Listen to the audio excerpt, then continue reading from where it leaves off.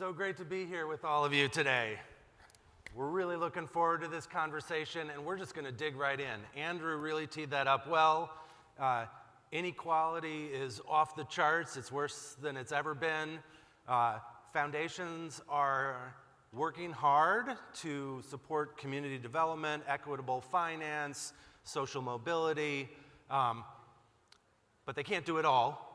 So I would love to hear from each of you. Allan, maybe we'll start with you. Tell me about the Bill and Melinda Gates Foundation's work on economic mobility. Well, appreciate it, and it's great to be here. Good afternoon to everyone. Excited to hear your questions and learn from my great colleagues here. I think it is impossible to overstate the fact that we're at a real inflection point as we navigate in this country kind of the recovery and economic recovery. And there are, tremendous headwinds that we have to deal with in order to make sure that the recovery is equitable and inclusive. There are three probably challenges that stand out for me and for us at the foundation in terms of our work. I think the first one is just that economic mobility is decreasing. If you look at the 1940s, children born in the 1940s, 90% of those children made more than their parents. If you fast forward to current times, the latest data in the 1980s, only 50% of children are making more or will make more than their parents. And of course, the second challenge is that disproportionately impacts people of color, women, those who come from or experiencing poverty or low-income backgrounds. The third challenge that I would just point out is that the aspirations of millions of people in this country are the same. They want to have livable wages, live with dignity, navigate social and economic mobility in this country, but they're stifled by stagnant wages, they're stifled by low-quality jobs, and they absolutely are stifled by all the red tape to get access to the types of supports and any of the safety net benefits that can help them and put them and their families on a path. So our focus is really squarely on the 50 million people who are living in this country who are 200% below the federal poverty level. Those are disproportionately BIPOC individuals and families, or experiencing obviously significant challenges with income stability. And we're very much focused on aiming to reduce the fragmentation and to increase coordination in the sector. So we're aiming not to duplicate efforts in the verticals, but to work across government, small and medium-sized businesses, other philanthropic partners, researchers, policymakers, advocacy organizations, to really support and build on their efforts to really boost short-term supports for economic mobility, but also over the long term to change the systems that are creating the challenges. So very much looking forward to engaging in the conversation, and excited to be here again. Awesome, thanks Allan. Yeah. Asahi, tell me, what is the Goldman Sachs Foundation doing to address some of these important issues? Yeah, sure. First of all, it's really a pleasure to be here with all of you. I stand in a place of gratitude to Jesse and the entire NCRC team for really putting this together and bringing us all together in this way. In terms of what Goldman Sachs is doing, I want to sort of take you behind the scenes in terms of how we think about our approach, which then leads to what we do. And I think it'll dovetail very well with what Allan mentioned. First, we think about, where is Goldman Sachs uniquely positioned to help, right? Any foundation who says, I can be all things to all people, are not giving you the straight skinny. We can't be. So we've got to figure out, what's our place and what areas can we have a differentiated impact? And as leading the Goldman Sachs Foundation, we understand the importance of moving capital and activating capital for systemic change. The second thing we think about is, in order to create systemic change, you need sustained focus, not episodic, not drive-by philanthropy, But you need sustained focus in order to accomplish that. So as we think about our programs, in particular, you'll see when we launch a program, we launch it for an extended period of time. So I'll give you an example. We launched our 10,000 Women program 15 years ago. We're still at it. Because here's the thing. Helping women entrepreneurs in developing markets takes longer than a 2-year cycle or a news cycle to do that. We have another program, 10,000 Small Businesses. We work with entrepreneurs across all 50 states providing best-in-class education. We're in our 13th year of that program. Again, sustained focus. 2 years ago, in the depths of the pandemic, post the murder of George Floyd, we were thinking about where else can Goldman Sachs mobilize? And frankly, if I'm taking you behind the scenes, there was a lot of discussion around, do we just make a large donation? And we decided we're not going to do that. We're going to do what historically we've done, which is to really plant our flag and stay there for a sustained period of time. So on the back of that, we launched 2 years ago, we're coming up on the 2nd year anniversary in a couple of weeks, 1 million Black women. Simply put, it's the largest commitment ever in this country specifically focused on Black women. $10 billion of investment capital, married with $100 million of philanthropic capital, with the audacious goal of positively impacting the lives of at least 1 million Black women by the year 2030. Thank you. And again, 10-year initiative. So as you think about differentiated impact, sustained focus, and not just philanthropy, but philanthropy coupled with what we do day to day. Goldman Sachs is not a philanthropic organization on our day to day, right? We are an investment bank. So we need to put that capital to work, which is mostly what we do, marrying that with philanthropy to get deeply into communities. The last part I'll mention is a partnership approach. We know that you have been in communities doing the work. And in order for us to be effective, we've got to find you and partner with you to do that. And so when we launched 1 Million Black Women, we did something, frankly, in our history we hadn't really done before. We launched the largest sort of commercial philanthropic program with listening tours. We said, and I have to tell you, when we started, I could not tell you, Allan and Aaron, how many listening tours we were intending to do. We did not know. I can't tell you how many people were going to join those tours. We did not know. As I stand here today, we've conducted 56 listening sessions with over 20,000 women and girls across the country have said, if you're investing in Black women, I've got an idea for you. I've got a nonprofit. I've got an investment idea. I want you to come to my community. I want you to see the great work we're doing. And it's been an incredible response, and it's our obligation to then respond back in terms of our grant making and our program development, and that's what we're doing. Yeah, wonderful. Thank you. I'm curious, I want to dig in a little bit on the strategic approach here. Some of what both of you have been describing is helping people advance economically within the confines of our current systems. Other foundations that work on these issues are focused on building power so that communities can change laws and policies that are keeping them down economically.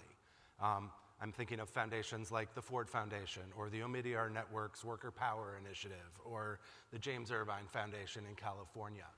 How did you all settle on your strategy as right for your foundation, and how is that complementary to, or is it in tension with, the work of these more systems changed, policy change focused funders in this space?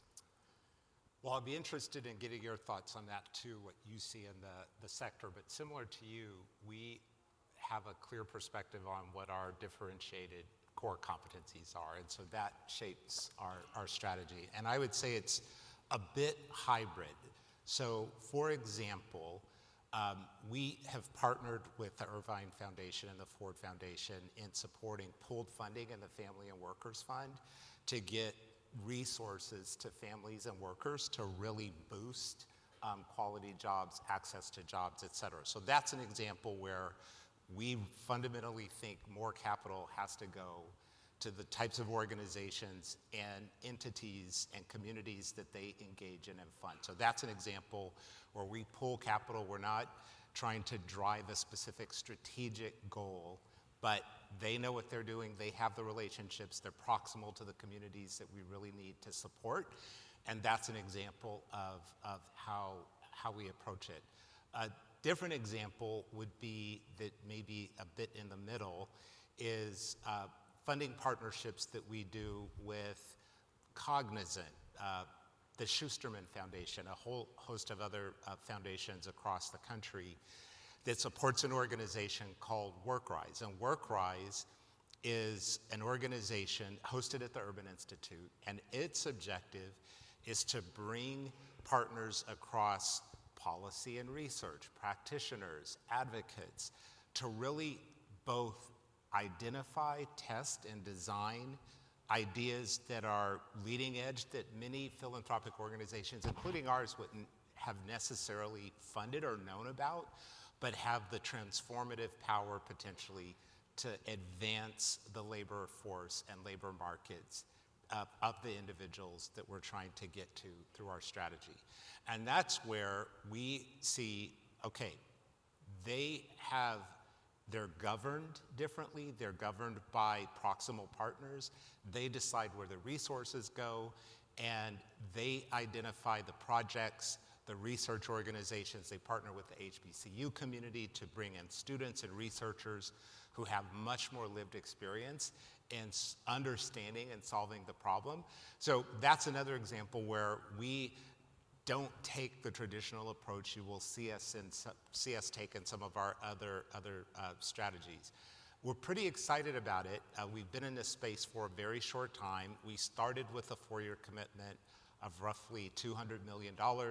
Last year, we doubled that commitment to $450 million over a 4-year period to really make sure that we're supporting more proximal partners. We're pushing as much decision-making down to the communities and the partners who engage in those communities as possible, but with clear objectives of making lives better now, both through access to safety net benefits, boosting the workforce, supporting and improving job quality by supporting local actors, decision makers, government entities at a local level, to identify, network, and implement best practices, both with just understanding what they are and with technical assistance, and then also bringing together and convening partners across sector to be able to collaborate in ways to advance an agenda and to leverage each other's collective assets.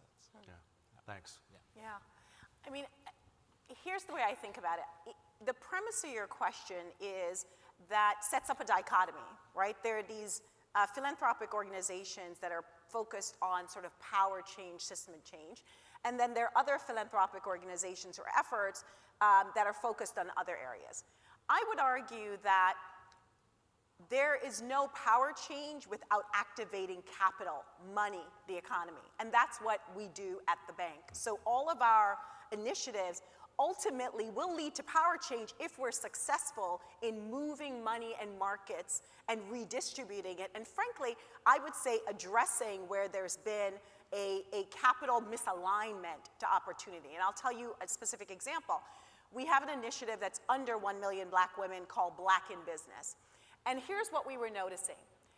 Black women were starting businesses faster than any other demographic in the United States.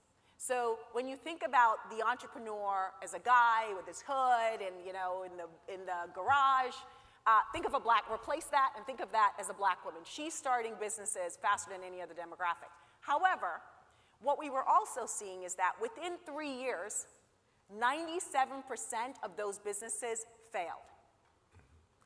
And to compound it, she was in a worse position after having started that business. Why? She's now in debt.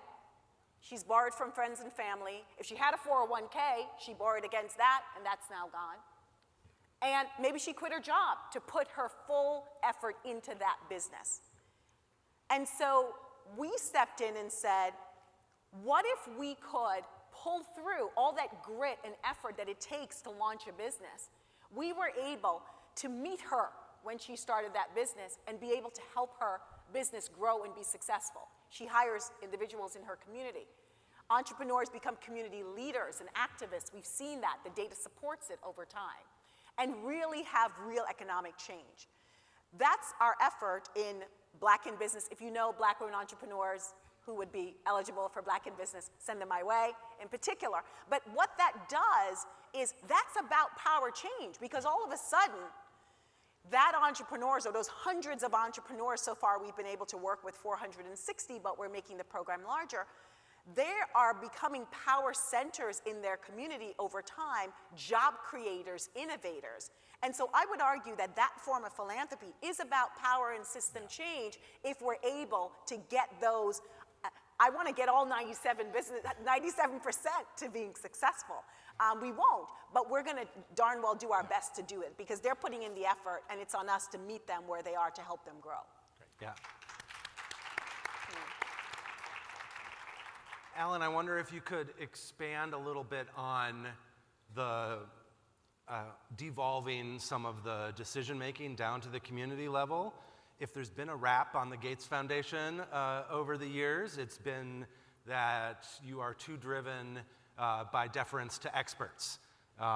So who really is an expert when it comes to economic justice and mobility issues? Yeah, well, it's a fair and an unfair rap, but we take the criticism very seriously. And in fact, when we developed our economic mobility strategy, it was very purposeful to center those who have lived experience as the experts.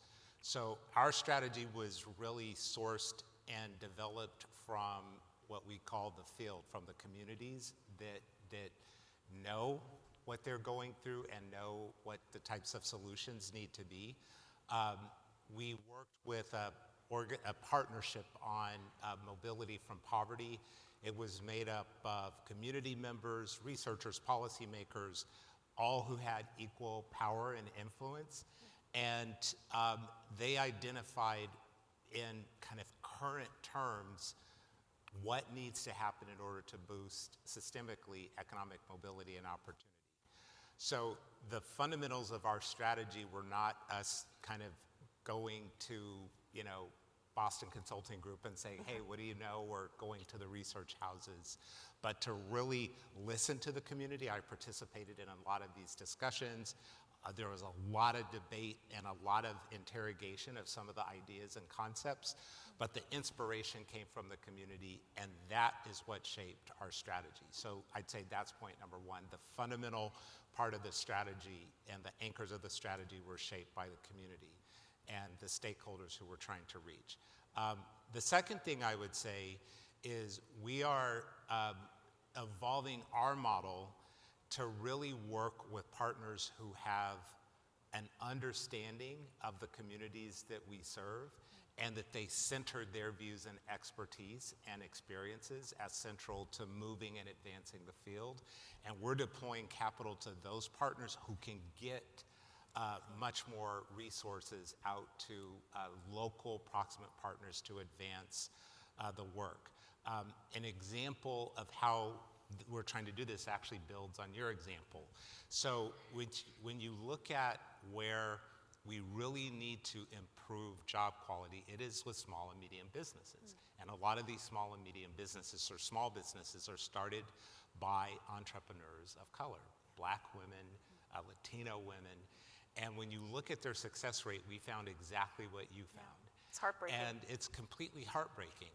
And we looked at it through, because they employ a lot of local kind of community members in their businesses, and you want them to succeed. And when we looked at the kind of constructs of the jobs, it was very clear they didn't have the technical assistance or the access to capital to boost the job quality, like stable scheduling and those types of things. It's not that they didn't want stable scheduling, they didn't have equitable access to capital and the just technical support over the long term to be able to do it. So we have partnered with a number of partners like US Bank and others and CDFIs to deploy the capital, to provide technical assistance, and to support these small businesses to not only boost their profits, but also to improve the constructs of the jobs that they're hiring so that they can retain talent, everyone can win, and that they ultimately succeed. So those are just some of the examples of how we've shifted how we work through this strategy. Great, thanks. Yeah. Asahi, I'm wondering if you can address maybe the tension, if there is any, between, I think many people in this room might say that the investment side of Goldman Sachs is part of the problem, not the solution, that it's driving the inequality. How do you deal with that tension? Look, I'm not going to be the defenders of banks in the sense of, I would say that to some extent banks, we all know, have been part of the problem. I mean, you think about redlining and all of that. Banks have been part of the problem, and we have to acknowledge that and accept that and move from there to say, now what? And so I would acknowledge that and accept that banks have been historically, and to some extent continue to be in some of their practices, part of the problem. The issue then is, one, you have to think about changing some of those systems now with a sense of urgency, and in addition, figure out ways in which banks can activate their capital to change the tide. And I think part of what we're trying to do is through initiatives like the ones that I run, is to do that. But I'm not going to fight you on that acknowledgement. Okay. Let me put it that way. Yeah. So people are also probably wondering here, how do their organizations get funding from the Bill and Melinda Gates Foundation or the Goldman Sachs Foundation? Alan's number is 917 Okay, sure. 642. I'm not going to tell you the last four numbers. Any advice for community development organizations, grassroots organizations that are here at this conference? So for us, we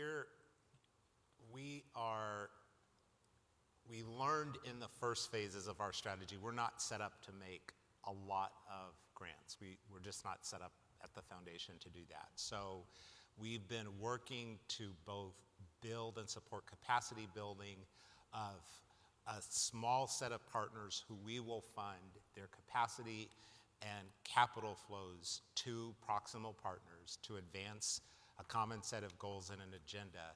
And it's through those organizations who will decide which partners are doing the work, how to collaborate, how to resource them, how to build their capacity, and those types of things. We don't accept unsolicited proposals, and we don't intend to start because we just can't handle the volume, and we're not going to be ever good at picking individual partners over others. So we're working with, again, to support partners who know the communities that we're trying to impact. They know the systems. They include and center proximal partners in their strategies and in their work, and they're going to deploy a large majority of our strategic capital. I'm going to start by telling you a story, and then I'm going to take you behind the scenes and give you a 4-part playbook that from my experience as to how you can potentially get more funding. I'm an immigrant. I didn't grow up in philanthropy. I did not dream of a job in philanthropy at all. When I got out of school, my aim was to get a job to pay back my $74,000 worth of loans. We came here when I was 10 years old. We moved into the housing projects in Brooklyn. All 7 of us moved into my aunt's 1-bedroom apartment. Anybody who's from New York City, you'll know the Vanderveer housing projects is one of the large housing projects in Flatbush. And I know what it's like to have ambition and to be built by parents who are preparing me to go into rooms that they know they'll never go to and to travel to places they know they'll never go. But they are building kids to be able to go to those places and, dare I say, lead in those places.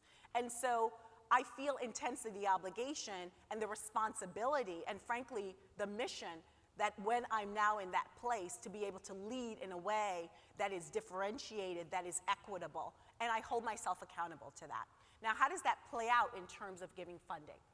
One is, if you're asking for funding and you want to get funding, and Alan, you have to back me up on if you agree with some aspects of the playbook. Part one of the playbook is this.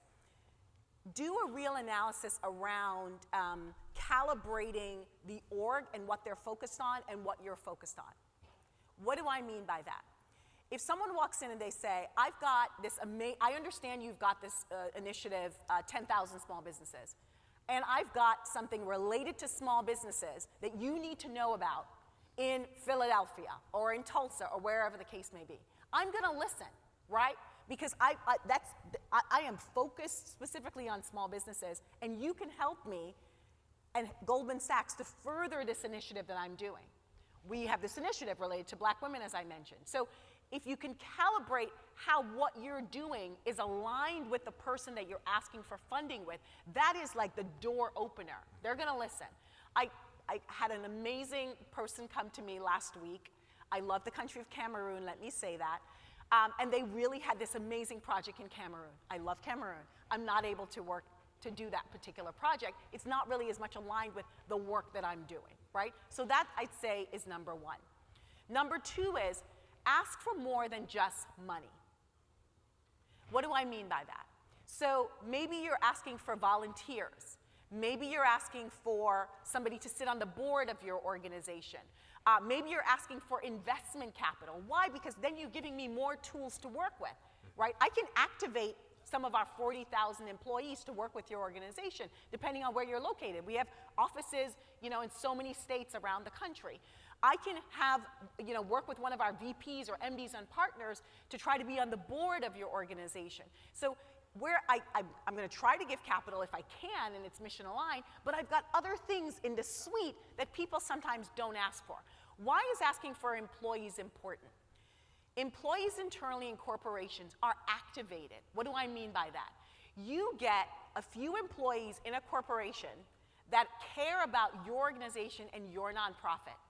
They will ping me internally. They will find me in the hallway. They will find my team and other senior leadership to say, this is a phenomenal organization.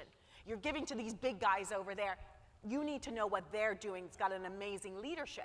So you're getting this grassroots approach, and all of a sudden I'm sitting in my office, and I've got a ping about this I'm like, this is the third time I'm hearing about this same nonprofit. Who is this? Let me know some more, right? So it doesn't always have to be go to the most powerful senior person. If you can, great. I'll take their phone calls too. They pay my bills.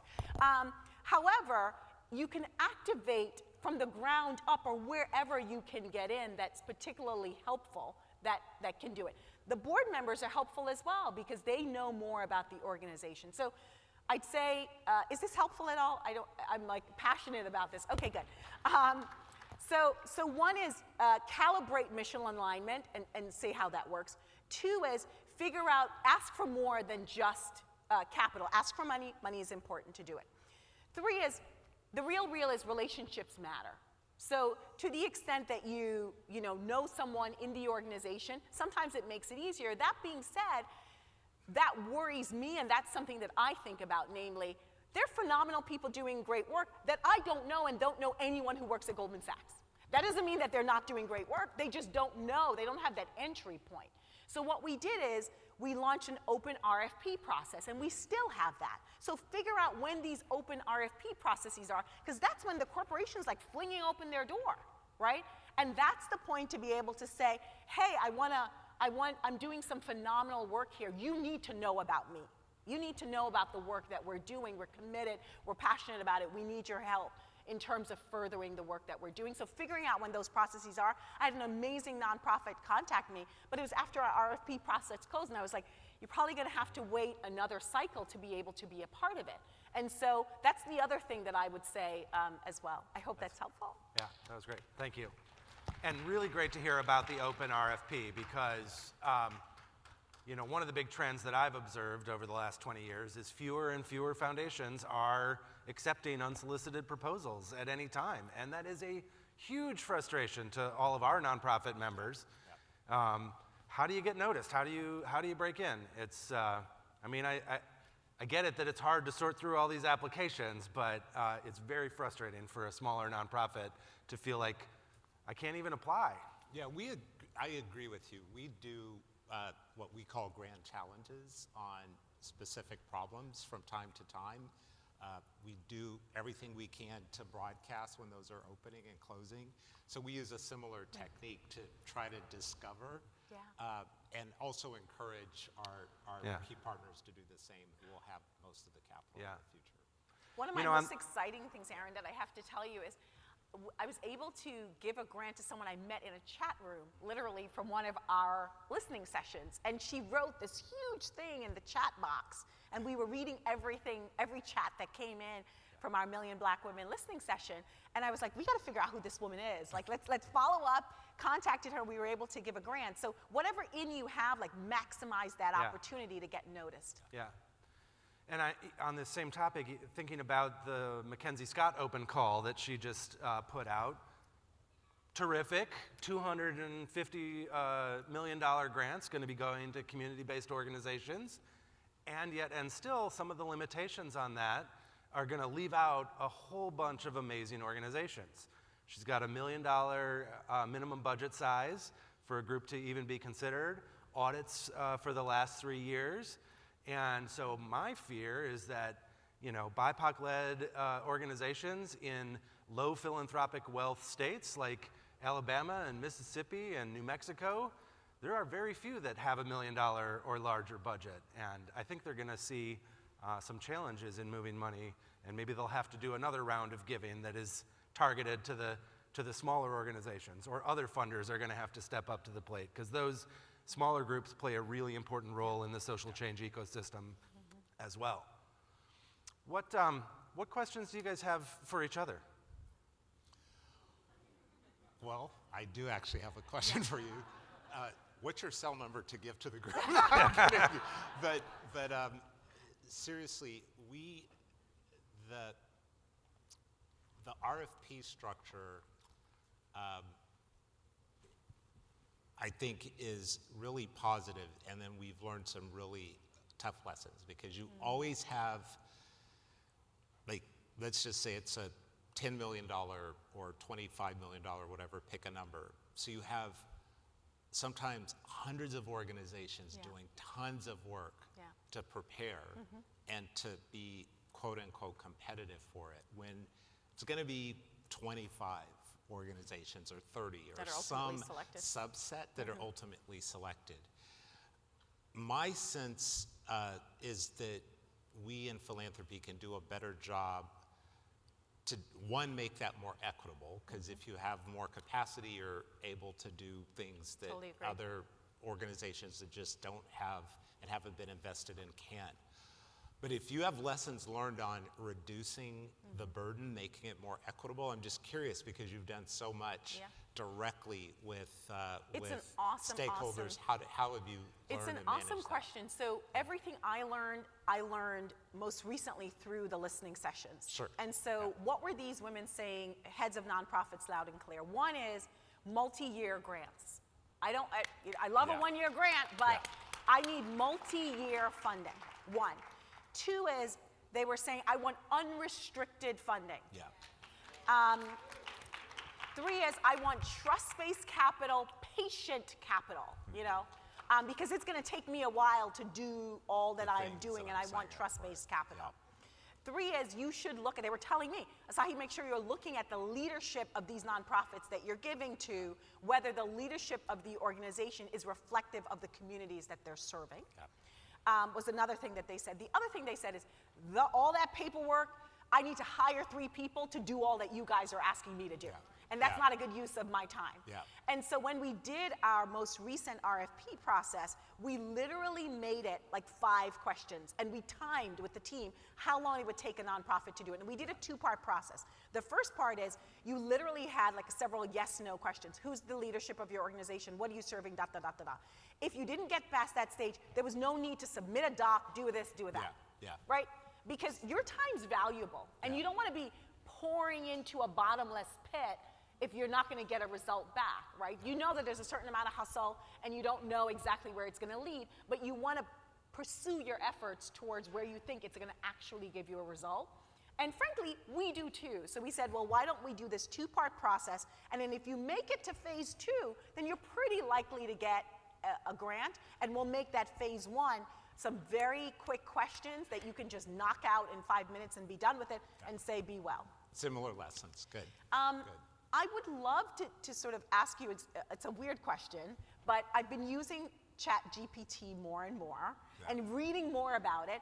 And I've been thinking about sort of the role of algorithms, technology in the sort of face of philanthropy and systems change going forward and what role it would have to play. I don't have an answer, but I want to engage in a dialogue of smart people around what role will technology play, and is there an additional role that technology could be playing? Because these systems are being asked questions, and they're outputting answers that everyone's relying on to the extent, and will be relying on more and more. And so it's an information dissemination tool, and wondering how that'll be used over time and how we influence the world in the way that we want it to go based on those systems. It's a big question and a bizarre one perhaps, but it's an actual one I've been thinking about. Yeah, well, we are in the K-12 space and educational attainment very much focused on math and Algebra 1 proficiency and the types of student supports that are needed to boost and make math engaging and relevant and inspiring, particularly for Black students, Latino students, Indigenous students, students from low-income backgrounds. There are, I was just in this discussion a few weeks ago, the AI models, as you would expect, have been trained on, students who don't look like the students that we're trying to reach, or the sample size is woefully short.